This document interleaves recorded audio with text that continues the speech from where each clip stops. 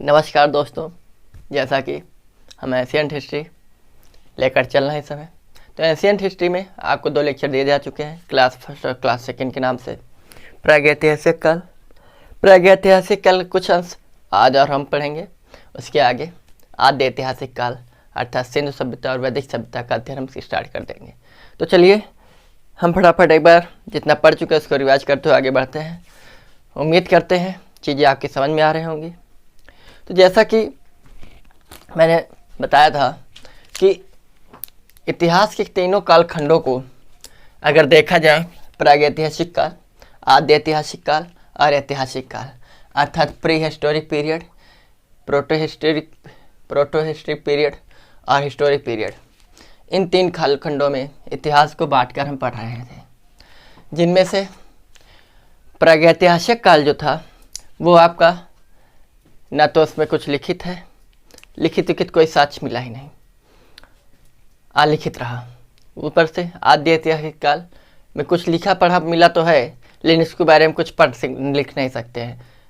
क्या लिखा गया है ये तो दिख रहा है कि कुछ लिखा गया है डॉक्टर की राइटिंग में, लेकिन डॉक्टर क्या लिख रहा है पता नहीं है।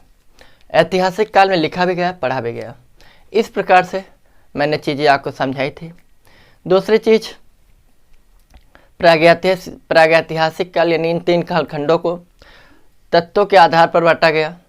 अर्थात प्रागैतिहासिक काल में तांबे की खोज हुई, अर्थात तांबा पाया गया, मानव द्वारा खोजी गई पहली धातु तांबा, तो इसलिए उसको ताम्रपाषाणिक काल अर्थात इंग्लिश में चिल्कोलिथिक बोलते हैं। वहीं पर मध्य पाषाण अर्थात इसी में एक कालखंड था मध्य पाषाण काल। मध्य पाषाण काल में पत्थर के औजार पाए गए जिसको और छोटे सूक्ष्म कर दिए गए। उस हिसाब से मध्य पाषाण काल को मैक्रोलिथ बोला गया इंग्लिश में। वहीं पर नव पाषाण काल में 100 पाए गए, काफ़ी मात्रा में 100 पाए गए, इसलिए उनको मेगालिथ बोला गया। और ताम्र पाषाण काल को चिल्कोलिथ बोला गया। इस प्रकार से उम्मीद करते अगर क्वेश्चन आते हैं और स्पेशली कहो 3 या 4 एक साथ आ जाए और मैच करने को दे दिया जाए कि इनका ताम्रपाषाण काल को बोलते, एक साथ ताम्रपाषाण काल, नवपाषाण काल, मध्य पाषाण काल और पुरापाषाण काल होगा, तो वहीं पर दूसरी तरफ इनके इंग्लिश वर्जन होंगे, तो आपको मैच करने के लिए दिया जाता है। ऐसे ही क्वेश्चन पूछा। आजकल जो क्वेश्चन पूछने का जो ट्रेंड चल रहा है वो ट्रेंड वो ये है कि एक ही चीज़ को मतलब जितनी भी चीज़ें एक दूसरे से जुड़ी वो सारी एक साथ पूछ ले। नंबर तो एक ही मिल रहा है, लेकिन पूछने का जो तरीका है, जो ट्रेंड चल रहा है वो कुछ इस प्रकार है। फॉलोइंग मैच अर्थात मिलान करें या इन सब चीज़ों को सुव्यवस्थित ढंग से लगाएं, इनका बढ़ता हुआ क्रम, इनका घटता हुआ क्रम सुव्यवस्थित ढंग लगाते रहें। तो ये सारी चीज़ें क्वेश्चन पूछने का ट्रेंड है। ताकि आप क्या पूछ चाहता है एग्जामिनर आपसे, एग्जामिनर ये चाहता है कि ये चीज़ आपको पता तो है, ठीक है, लेकिन आपको कितना पता है चीज़ें, ये सब चीज़ों के बारे में आजकल जो ट्रेंड चल रहा है एग्जाम का वो इस प्रकार है। तो चलिए देखते हैं। तो वहीं पर तत्वों के आधार पर तीनों कालखंडों को किसने बांटा था, ये अर्थात त्रियुगीन सभ्यता में तीनों कालखंडों को तो किसने बांटा था, आपसे क्वेश्चन पूछा जा चुका है। तो आपको पता होना चाहिए कि Christian Thomson, mister Thomson, J Thomson के नाम से क्रिश्चियन थॉमसन आप याद रख सकते हैं। इन्होंने तत्वों के आधार पर तीनों इतिहास के 3 कालखंडों को विभाजन किया था, अर्थात ताम्रपाषाणिक युग, कांस्ययुगीन, लौहयुगीन, इस प्रकार से। आद्यकाल में, आद्य ऐतिहासिक काल में कांसा पाया गया, इसलिए उसको आद्य ऐतिहासिक काल को कांस्ययुगीन बोल दिया गया। ऐतिहासिक काल लोहा इंसान की सबसे ज़्यादा व्यवहारिक धातु रही है। तो कई बार क्वेश्चन पूछा गया मानव का सबसे व्यवहारिक धातु है मानव प्रजाति की, मानव जाति की, तो है लोहा। क्योंकि जैसे ही इंसान को लोहा मिल गया, तांबा क्या है, तांबा मुड़ जाता है। आप देखिए तांबे के तार हैं, आसानी से मुड़ जाते हैं। फिर उसके बाद उसने कांसा देखा, तो कांसे को देखा तो उसने कहा अच्छा ये तो इससे ज़्यादा मजबूत है, ज़्यादा अच्छे तरीके से काम करेगा। खेती पाती में तो उस समय का मानव ने तांबे को छोड़ दिया और कांसे का इस्तेमाल शुरू कर दिया। कांसे के बाद जब उसको मिला लोहा तो उसने कहा अच्छा ये तो उससे भी अच्छी चीज़ है, इसमें तो हम और भी अच्छी तरीके से इस्तेमाल कर सकते हैं। फिर उसके बाद इंसान आज तक इंसान लोहे को अपना सबसे अहम धातु मानता हुआ चला रहा है। आप देखिए कोई भी चीज़ है जितनी भी दृढ़ मजबूत यानी जितनी भी ठोस चीज़ों की जरूरत जहाँ पर होती है अर्थात मुड़े टूटे ना, तो वहाँ पर लोहे का हम इस्तेमाल करते हैं। तो ठीक इस प्रकार से लेकिन लिखावट के आधार पर तीनों कालखंडों का विभाजन किसने किया था? लिखावट के आधार पर तीनों कालखंडों का विभाजन जॉन ब्रुश ने किया था। एक बार क्वेश्चन पूछ लिया गया, कई बार पूछा गया कि जॉन ब्रुश हैं पुरातात्विक भूगर्भवेत्ता, तो आपको मैंने बताया था कि जब पुरातत्व विभाग चलेगा तो खुदाई होगी, और खुदाई अर्थात भूगर्भ शास्त्र, भूगर्भ, ठीक, भूगर्भवेत्ता रहे, ठीक, भूगर्भ शास्त्री। तो इस प्रकार से जॉन ब्रुश ने क्या किया था? लिखावट के आधार पर तीनों कालखंडों का विभाजन किया। और वहीं पर क्रिश्चियन थॉमसन महोदय ने तत्वों के आधार पर तीनों कालखंडों का विभाजन किया था। फिर वहीं पर विश्व का जो पुरातत्व विभाग का संग्रहालय बनाया गया, कहाँ? कोपेनहेगन कहाँ? डेनमार्क में है, ठीक। भारत में पुरातत्व विभाग का संग्रहालय कहाँ है? तो वो है भोपाल में। आपका नाम क्या है? मानव संग्रहालय, ठीक। लेकिन उसका जो नया नाम है इंदिरा गांधी मानव संग्रहालय रख दिया गया। क्लियर? भारत में पुरातत्व विभाग के जनक मिस्टर कनिंघम अर्थात लॉर्ड कनिंघम महोदय को भारत में पुरातत्व विभाग का जनक माना जाता है। वहीं पर अगर बात की जाए कि क्वेश्चन देखो बहुत अच्छा था, हाँ, कि पुरातत्व विभाग की स्थापना किसने की थी? तो ये क्वेश्चन कई बार पूछा गया, जिनको आप जब क्या बोलते हैं वो उन्हें उनके समय पर सबसे ज़्यादा विभाग बनाया गया, सबसे ज़्यादा डिपार्टमेंट बनाया गया, इसलिए विभागों का जनक भी कहा जाता है। तो वो है लॉर्ड कर्जन। वही लॉर्ड कर्जन है जिसने भारत को 2 भागों में विभाजित कर दिया था। बंग भंग आंदोलन जिसने चला दिया था, हिंदू और मुस्लिम करके 2 भागों में भारत को विभाजित कर दिया था। तो इस प्रकार से क्वेश्चन आज से पूछे जाते हैं। तो अब हम आगे चलते हैं। फिर वहाँ पर हमने आपको बताया था पूरा पाषाण काल की सबसे अहम खोज थी आग। फिर उसके बाद मध्य पाषाण काल को हम वहाँ पर औजार छोटे हो गए थे। औजार छोटे होने के चलते हमने उसको बताया था माइक्रोलिथ, ठीक। माइक्रो यानी छोटा, तो औजार मध्य पाषाण काल को किस नाम से जाना गया? माइक्रोलिथ। वहीं पर मध्य पाषाण काल में मतलब कि पशु सबसे पहले अव्यवस्थित ढंग से पशु के साक्ष्य कहाँ से मिले? सबसे पहले पशु के साक्ष्य कहाँ से मिले? तो आदमगढ़ का एमपी में पड़ेगा, ठीक है। लेकिन जब क्वेश्चन पूछ ले कि व्यवस्थित ढंग से पशुओं के साक्ष्य का किस कालखंड में मिले, तो नवपाषाण कालखंड में, ठीक। दूसरी चीज, अब हम उसी के आगे चलते हैं कि मध्य पाषाण काल में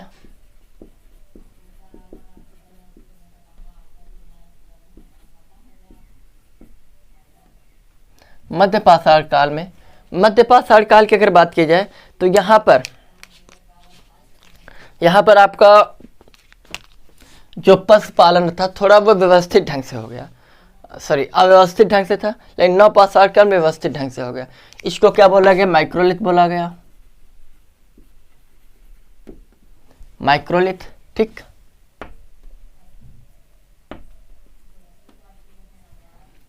मध्य पाषाण काल को माइक्रोलिथ बोला गया। लेकिन यहाँ पर अंत्योष्ठि पाई गई। अंत्योष्ठि अर्थात अंतिम संस्कार की यहाँ से शुरुआत हुई थी। क्लियर? कोई भी चीज़ जब शुरुआत होती है तो आगे चलकर वो एक भव्य रूप ले लेती है, ठीक, भयावह कंडीशन ले लेती है, एक विशाल रूप ले लेती है। तो अंत्योष्ठि जब नवपाषाण काल आपको मिलेगा तो वहाँ पर आप देखेंगे ज़्यादा से ज़्यादा लोगों ने अंत्योष्ठि का इस्तेमाल करना शुरू कर दिया। एक बड़ी मात्रा में एक विस्तारवाद इसका इस्तेमाल होने लगा। फिर वहीं पर जानवरों के बारे में सबसे पहले जानवर अर्थात पशु, आदमगढ़ आपका एमपी में है। ये सारी चीज़ें मैं आपको बता चुका हूँ, उसी के आगे आपको रिवाइज करा रहा हूँ। मध्य पाषाण काल में ही कुछ और चीज़ें पशुओं के बारे में जानकारी मिली।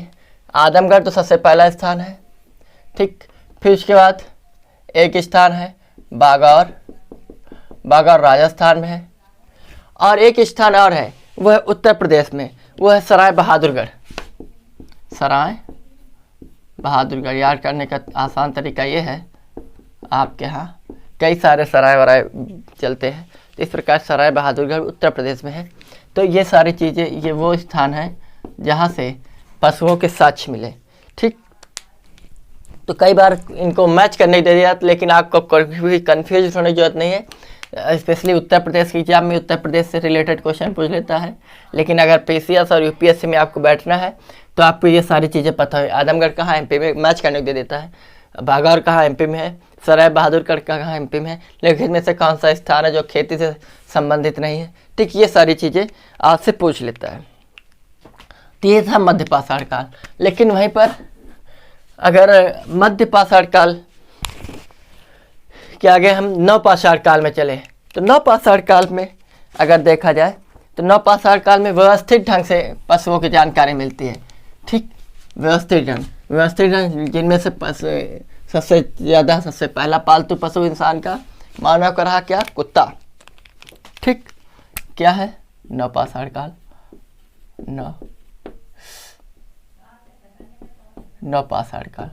नवपाषाण काल में ज़्यादा मात्रा में शव मिले,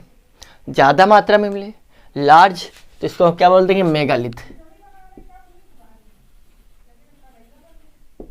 मेगालिथ। ठीक, इंग्लिश में इसको क्या बोलेंगे, मेगालिथ। दूसरी चीज कृषि की बात की जाए तो भारतीय सभ्यता में सबसे पहले जौ की खेती कहाँ से हुई, जौ के साक्ष्य कहाँ से मिले, जौ के साक्ष्य ईरान से मिले। कहाँ से, जौ, ईरान। लेकिन गेहूं के साक्ष्य कहाँ से मिले, मेहरगढ़ सबसे पुराना स्थल था तब तक जब तक लोहरा देव की खोज नहीं हुई।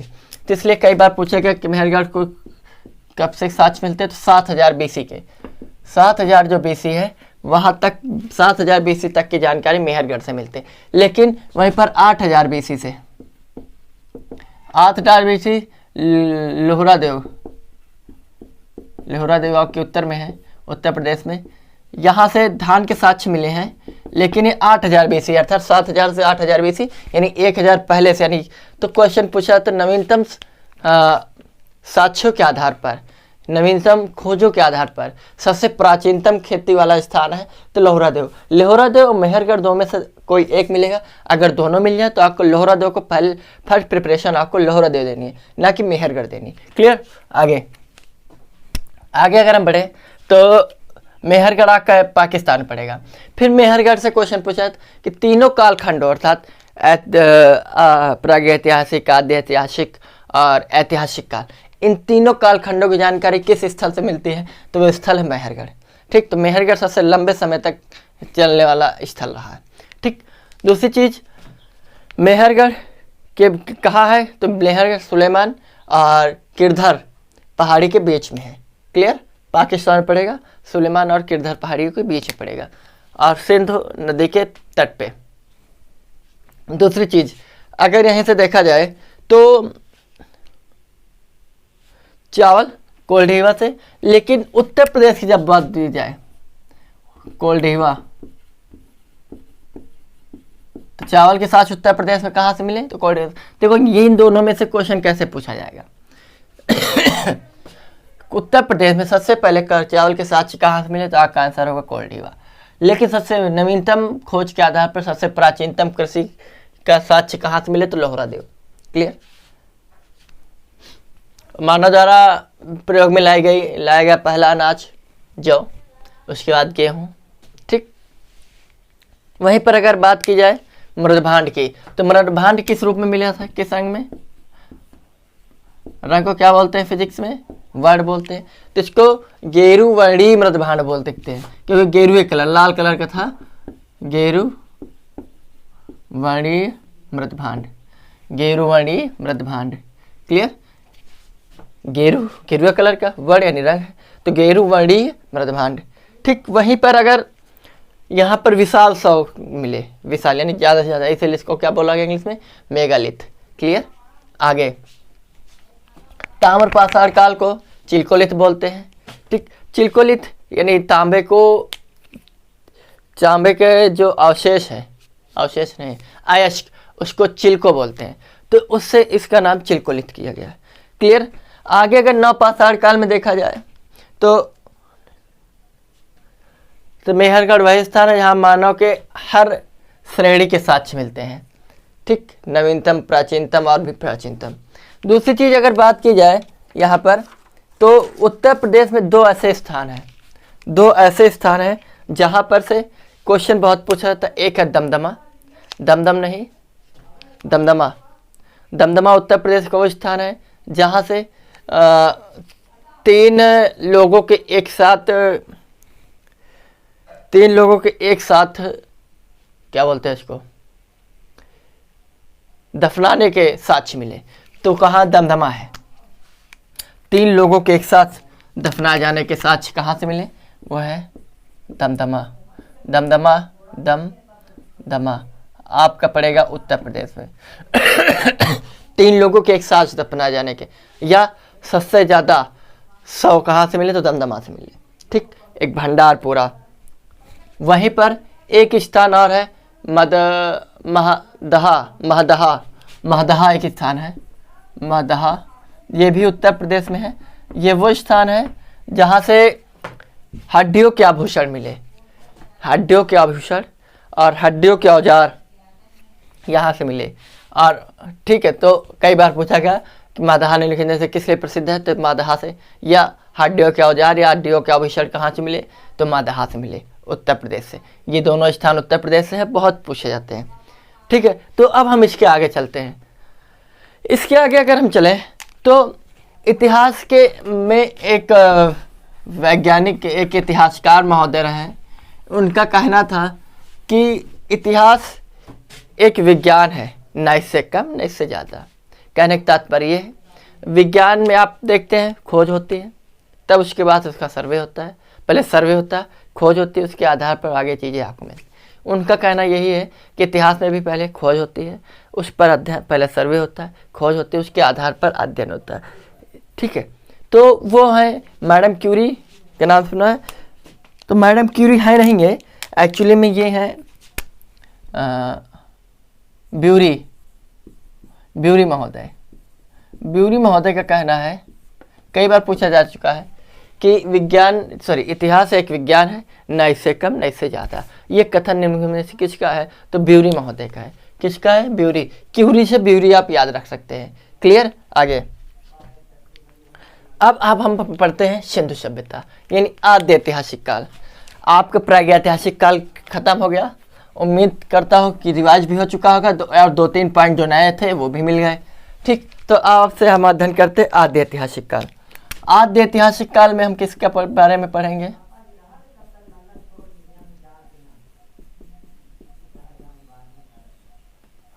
आद्य ऐतिहासिक काल में किस धातु की खोज हुई, कांसे की खोज हुई। तो इसलिए अब यहाँ पर जो भी धातुएं होंगी वो कांसे से संबंधित होंगी। ठीक है, कंफ्यूज नहीं होना। वो पुरापाषाण काल था, पत्थर से संबंधित चीजें थी।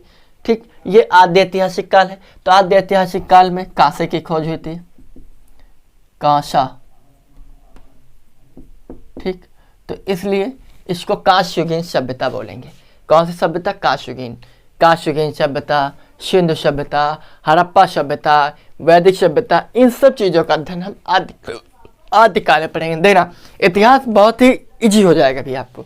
अब धीरे धीरे चीज़ें आके पकड़ में आनी शुरू हो गई, और अब हम धीरे धीरे अपने लेक्चर को थोड़ा बड़ा तो क्या, बहुत ज़्यादा बड़ा नहीं करेंगे, घंटे भर से ज़्यादा बड़ा कभी नहीं करेंगे, लेकिन चीज़ें आपको ज़्यादा मिलेंगी।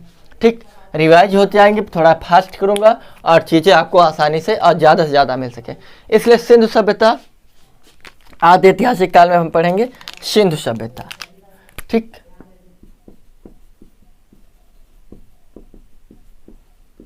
सिंधु सभ्यता, सिंधु सभ्यता को ही हम हड़प्पा सभ्यता भी बोलते हैं। सिंधु सभ्यता इसलिए बोलते हैं क्योंकि यहाँ पर जो भी स्थल पाए गए वो सारे के सारे सिंधु नदी के तट पर पाए गए, इसलिए इसको हमने सिंधु सभ्यता बोल दिया। सपोज दैट अगर इस समय से हम उत्तर प्रदेश में हैं तो हम गंगा नदी के तट पे हैं, तो सिंधु घाटी सभ्यता इसको इसलिए बोलते हैं कि सिंधु नदी के तट पे थे सारे स्थल जो भी पाए गए, या जो अलग अलग नदियों के स्थान पर के तट पर पाए गए वो नदी सहायक नदी थी सिंधु सभ्यता, सिंधु की। इसलिए इस सब चीज़ों को देखते हुए वैज्ञानिक इतिहासकारों ने इसका नाम सिंधु सभ्यता रख दिया। ठीक, आगे वैसे अगर आज कल खोज होगी, आज जैसे हम लोग जी रहे हैं और जैसे ये सभ्यता समाप्त हुई, हम लोगों का दौर समाप्त होगा किसी भी कारणवश, तो जब हम लोगों की खोज होगी तो हमारी खोज कहाँ हुई, गंगा नदी के तट पर, क्योंकि हम लोग गंगा नदी के आसपास हैं। तो इसलिए हमारी सभ्यता कौन हो जाएगी, गंगा नदी घाटी सभ्यता। ठीक, तो ऐसे ही सिंधु घाटी सभ्यता है। हड़प्पा सबसे पहला स्थल था जिस खोजा गया, इसलिए इसको हड़प्पा सभ्यता बोल देते हैं। ठीक, आगे इनकी जो लिपि थी हड़प्पा यानी सिंधु सभ्यता लोग भाव चित्रात्मक थी। आज भी उसका मिलता है भाव चित्रात्मक। भाव चित्रात्मक लिपि आज भी हमारे यहाँ चलती है, मालूम है। हम लिपि पढ़ते हैं देवनागरी, लेकिन भाषा का इस्तेमाल हिंदी करते हैं। लिपि का अर्थ होता है कि लिपोपोती करते हैं। छोटे बच्चे लिपापोती करते हैं, जैसे बदला के बच्चा सी बोलाओ तो बच्चा सी बना रहे हैं, ये अब कहाँ तक चले जाए, लिपापोती हो गया। इस लिपापोती से लिपि हो गया। ठीक, आगे समझ में, तो लिपापोती से लिपि हो गया। सॉरी। तो भाव चित्रात्मक की जानकारी, जैसे नर्सरी केजी के बच्चे तो हम उसको एप्पल दिखा देते, बेटा ये क्या है, तो बता देता है एप्पल, ए फॉर एप्पल। छोटे बच्चों की किताबें आप देखिए चित्र से चीज़ें समझा जाती, तो वहाँ क्या है, फीलिंग्स है, भाव है, भाव, तो बेटे समझ जाते जल्दी, बच्चे जल्दी समझते। वही भाव चित्रात्मक शैली लिपि उस समय चलती थी। क्लियर। आगे अगर पूछा जाए आपसे, पूछा क्या जाएगा, पूछा जाता है कि सिंधु घाटी सभ्यता की जानकारी यानी मैसेज सबसे पहले किसने दिया। सिंधु घाटी सभ्यता की जानकारी अर्थात मैसेज किसने दिया, तो मैसेज से मेंशन यानी चार्ल्स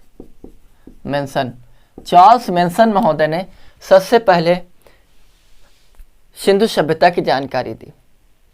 ठीक, वो सर्वे करने गए, मेंशन महोदय सर्वे करने गए, तो थोड़ी सी जगह को उन्होंने कहा यहाँ मुझे लगता है कुछ है, अगर यहाँ पर खुदाई की जाए तो ज़रूर कुछ ना कुछ मिलेगा। तो जॉन मार्शल थे, कनिंघम था, कनिंघम का अच्छा ये बात है।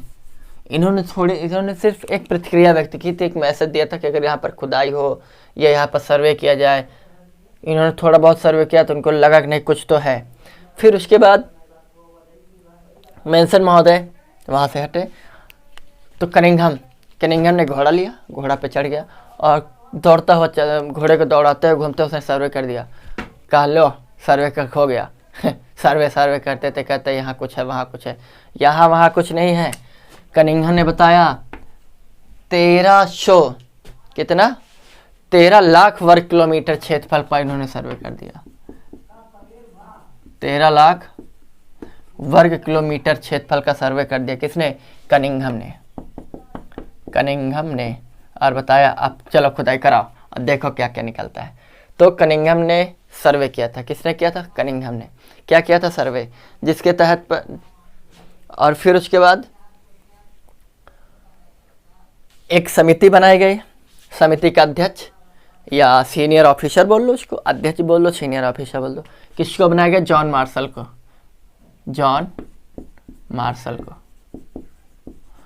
मार्शल की अध्यक्षता में खुदाई किसने की थी? खुदीराम। किसने? खुदाई दयाराम साहनी ने। जॉन मार्शल की अध्यक्षता में दयाराम साहनी ने। साहनी साहब जब खुदाई करने लगे तो जॉन मार्शल की अध्यक्षता में, निगरानी में, तो खुदाई कर रहे थे। तो मार्शल ने कहा दयाराम, खुदाई जो होगी इस प्रकार से होगी, जो मिट्टी लूज होगी उसको खोदना है, और जैसे ही मिट्टी टाइट मिल जाए उसको छोड़ते जाना है। साहनी साहब ने कहा ठीक है सर। खुदाई शुरू हो गई। लोग पड़े थे, खोदते गए, जहाँ मजबूत हो गया छोड़ते गए। खुदाई हो रही, मजबूत है, छोड़ दिया, फिर आगे खुदाई हो गई तो देखो अरे एक दीवार मिल गई। कहने देखिए सर दीवार मिल गई। कहना अच्छा। फिर कहने खोदते रहो साहनी, खोदते रहे साहनी साहब। अब फिर मिट्टी लूज है, खुदाई हो रही, टाइट है, छोड़ दिया, लूज है, खुदाई हो रही, टाइट है, छोड़ दिया, लूज है, खुदाई हो रही, टाइट है, छोड़ दिया। देखा रे एक सीढ़ी मिल गई। कहने बाप रे यहाँ तो जीना बना है। कहना अच्छा। कहने खोदते रहे। ऐसे उन्होंने देखा रे एक पूरा कमरा मिल गया। कहने खोदते रहो, खुदाई होती रही, देखा रे एक पूरा मकान मिल गया। कहने बाप रे। फिर खुदाई होती रही, फिर एक दीवार ऐसे मिल गई चौकोर ऐसे। अब वहां से तो कुछ समझ में नहीं आ रहा था, तो मार्शल कह रहे एक मचाहना बनाओ। तो सैटेलाइट सिस्टम था ना कि सैटेलाइट लगाया और देख ले फटाक से। और जब मचाहना बना कर देखें ऊपर से, कोई हो पूरा सहारा बसा रहा है, बाउंड्री फाउंडेशन रहा। गांव में तो बाउंड्री कम मिलती है, शहरों में बाउंड्री मिलती है। इसका तात्पर्य है कि ये जो सभ्यता थी शहरी हो सकती है। क्या अच्छा। फिर देखे यहाँ पर जो रास्ता है वो 90 डिग्री पे एक दूसरे को काट रहे हैं। कहने वाह भाई वाह, रास्ता खुदाई हो गई। जब रास्ते खुदाई हो रही थी तो देखे कि रास्ता इतना तो टाइट है, ये बगल में से ठोक ठोक के देख रहे थे तो से ठप ठप का अरे सानी कहन मार्शल साहब तोड़ दे। कहन नहीं तोड़ना नहीं। जब बगल में खुदाई करते हुए जाए तो वहाँ उनको एक गड्ढा मिला, और गड्ढा के खुदाई को देखे तो ओ कहीं बाप रे, इतनी ज़बरदस्त तरीके से व्यवस्था रही है कि मतलब ये गटर आ रहा और ये में पानी यहाँ से पूरे शहर का पानी आता है, गटर में जाता रहा। कहीं ससुरा क्या दिमाग रहा यार, शहरी सभ्यता रही इनकी। तो उससे पता चला कि सिंध सभ्यता कैसी सभ्यता थी, शहरी सभ्यता थी। क्योंकि गांव घर में तो देखो मकान बनाया, मकान बगल में पानी निकाल दिया, बह रहा है। शादी विवाह हुआ, कहीं यार शादी है का किचन इतना मचारी होगा, कहीं नहीं तो कहीं तो गड्ढा खोद दिया, और गड्ढा भरा तो फिर जब गड्ढा भर जाता तो फिर फेंक दें पानी और फिर सूख गया, फिर वहीं जा रहा पानी। तो इस तरीके से गांव में तो ऐसे तरीके तो गांव यहाँ था नहीं, यहाँ पर ये सारा सिस्टम था। कहें बाप रे बहुत है बुद्धिमान। तो इस प्रकार से पूरे एक शहर को बसाया गया था। इसलिए कहा जाता है कि सभ्यता जो थी वो शहरी सभ्यता थी। क्लियर। और फिर जब खुदाई हुई, खुदाई सबसे ज़्यादा स्थल कहाँ से मिले, गुजरात से मिले। लगभग 200 स्थलों की जानकारी गुजरात में हुई। सबसे ज़्यादा स्थल कहाँ से मिले, भारत से के गुजरात से। और भारत के गुजरात में ही वो पहला स्थान है जहाँ पर सबसे पहले बंदरगाह के साथ मिले। लोथल बंदरगाह गुजरात में है। तो इसलिए गुजरात पहले से ही आदमी गुजरात का बहुत बुद्धिमान था। तो प्रधानमंत्री देख लीजिए, बुद्धिमानी का एग्जाम्पल है। अमित शाह देख लीजिए कितनी होशियार है। ठीक। तो 200 स्थल यानी टोटल 350 लगभग 350 स्थलों की जानकारी हुई, खोज हुई, जिनमें से 200 स्थल गुजरात से मिले। ठीक। तो ये रही सिंधु घाटी सभ्यता। और तो यहाँ पर क्वेश्चन पूछ जाता है कि इसका सर्वे किसने किया था, कनिंघम ने किया था। किसके अध्यक्षता में खुदाई हुई थी, तो जॉन मार्शल के अध्यक्षता में। सिंधु सभ्यता का नाम किसने दिया था, तो मार्शल साहब ने दिया था। सिंधु सभ्यता नाम इन्होंने दिया था। क्यों, क्योंकि इन्होंने देखा ये जो नदी है, इन्होंने देखा कि जो नदी है उस नदी के आसपास ही सारे शहर स्थल मिल रहे हैं। इस प्रकार से जैसे कि ये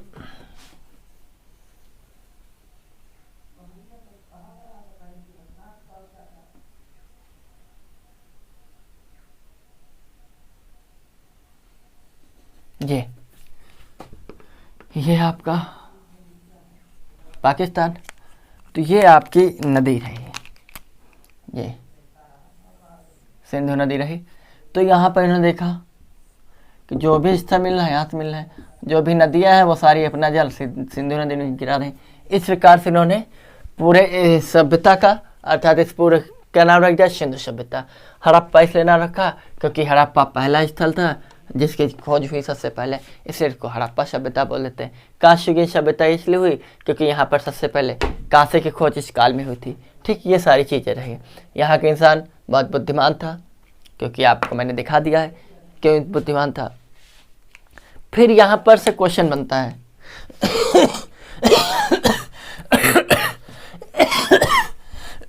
सॉरी, क्वेश्चन ये बनता है कि ये सभ्यता की आकृति कैसी रहे, तो त्रिभुजाकार रही। कैसी रही, त्रिभुजाकार।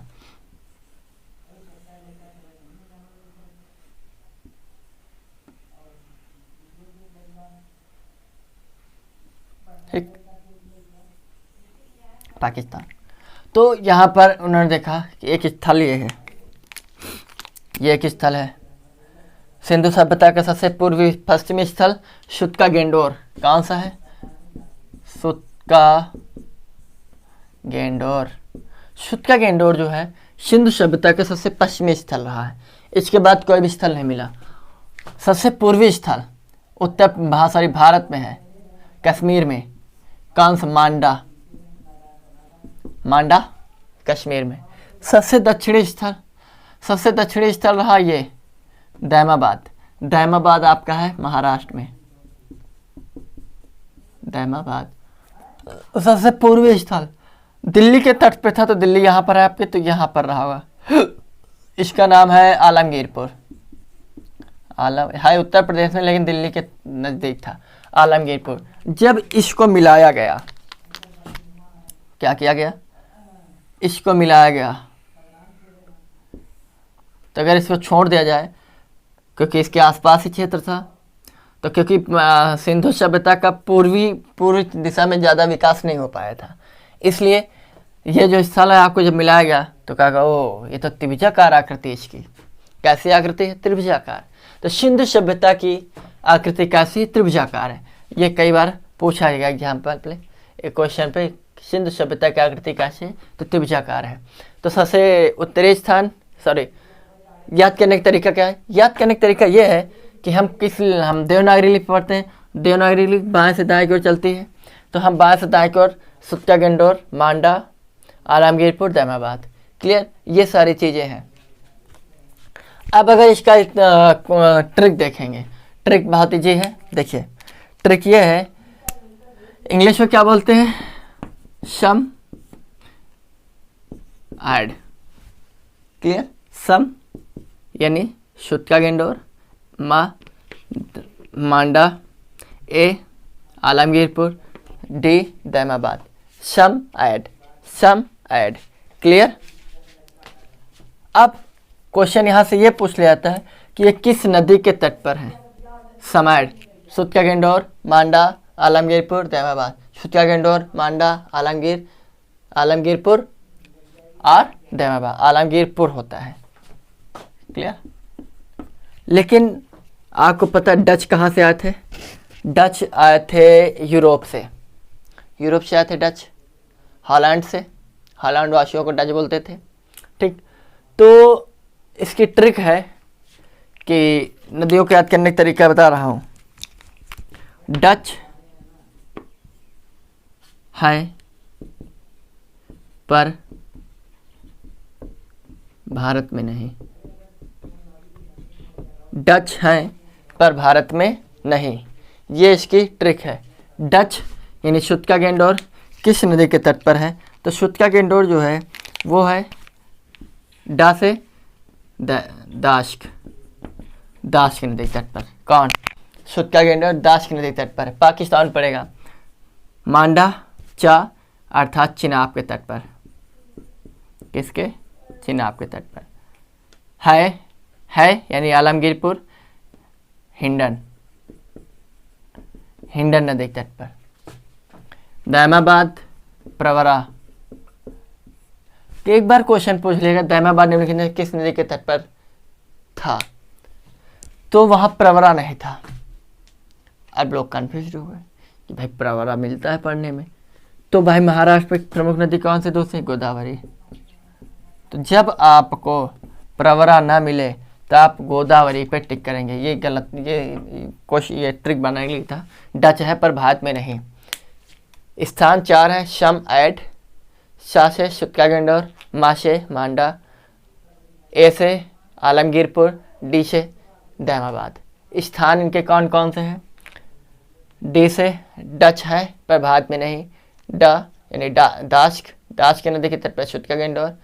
चा चिनाब, मांडा जो है चिनाब नदी के तट पर कश्मीर में पड़ेगा। दूसरी चीज है अर्थात आलमगीरपुर, हिंडन नदी उत्तर प्रदेश में आलमगीरपुर पड़ेगा। वहीं पर यानी प्रवरा आपके दैमाबाद जो है आपका प्रवरा नदी के तट पे पड़ेगा। ठीक, जब प्रवरा नदी आपको ऑप्शन में ना मिले तब आपका क्वेश्चन, आपका आंसर होगा गोदावरी। जब प्रवरा ना मिले तब गोदावरी। अगर दोनों हैं तो आपका फर्स्ट प्रायोरिटी किसकी पे जाएगी? प्रवरा पे। ये प्रवरा नहीं होगा तो गोदावरी। क्लियर? तो ये है आपका सारा सिस्टम, जो भी ज़रूरी चीज़ें थी आज मैंने बता दी। इसके बाद अगली जानकारी अगले लेक्चर में, क्योंकि बहुत ज़्यादा एक ही दिन नहीं बताऊंगा, ताकि थोड़ी थोड़ी चीज़ें लेकर चलूँगा ताकि आपके जहन में चीज़ें बसती जाएं। आप लिख रहे हैं तो ठीक है, अगर लिखने की कोशिश कम करें, चीज़ों को जहन में बैठाने की कोशिश ज़्यादा करें। क्या क्या लिखेंगे आप? क्या क्या लिखेंगे बताइए? कॉन्स्टिट्यूशन लिखेंगे, बायोलॉजी लिखेंगे, अभी फिजिक्स स्टार्ट नहीं किया, फिजिक्स लिखेंगे, हिस्ट्री लिख रहे हैं, ज्योग्राफी लिख रहे होंगे, ठीक। तो ये सारी चीज़ों को लिखने के बजाय दिमाग में बैठाने की कोशिश करिए, रफ करिए, रिवाइज करिए, रफ करिए, रिवाइज करिए। इससे क्या होगा? चीज़ें बर्डन कम रहेगा, क्योंकि कई सारे एग्जाम आके फटाफट लगे हैं। जैसे ही कोरोना ख़त्म होगा, कोरोना का पीक कल आने वाला है, मई में बता रहे हैं, 5 मई से स्टार्ट हो जाएगा, अर्थात बहुत ही बुरी क्रिटिकल कंडीशन आने वाली है कोरोना की, ठीक। तो आप सभी घर पे रहें, स्वस्थ रहें, stay home, stay safe, health is wealth, स्वास्थ्य ही धन है, पैसे वैसे कमाने चक्कर में ना पड़े। दूसरी चीज़, ज़्यादा से ज़्यादा लेक्चर को देखें और लोगों तक पहुंचाने की कोशिश करें, क्योंकि ये वो दौर है जो हर शख्स, कोई भी शख्स कोचिंग नहीं जा रहा है। अगर हर शख्स को एक सही चैनल, एक सही मार्गदर्शन, एक सही कंटेंट की ज़रूरत है, तो उम्मीद करते हैं कि आप तो देख ही रहे हैं कि कंटेंट कैसा मिल रहा है यहाँ पर। तो आप लोगों को ज़्यादा से ज़्यादा जोड़ने की कोशिश करें, ताकि लोगों को उनके मतलब की चीज़ें मिल सके, ताकि लोग आगे बढ़ सकें, ठीक है। इस बुरी स्थिति जो चल रही देश की, इसमें हम सभी को बढ़ चढ़ कर हिस्सा लेना है, देश को बचाना है, क्योंकि इस समय कोई भी पार्टी, कोई भी दल से रिलेटेड चीज़ें नहीं आनी चाहिए आपके दिमाग में, ठीक है। तो आप सभी का बहुत बहुत धन्यवाद, थैंक यू, जय हिंद, जय भारत।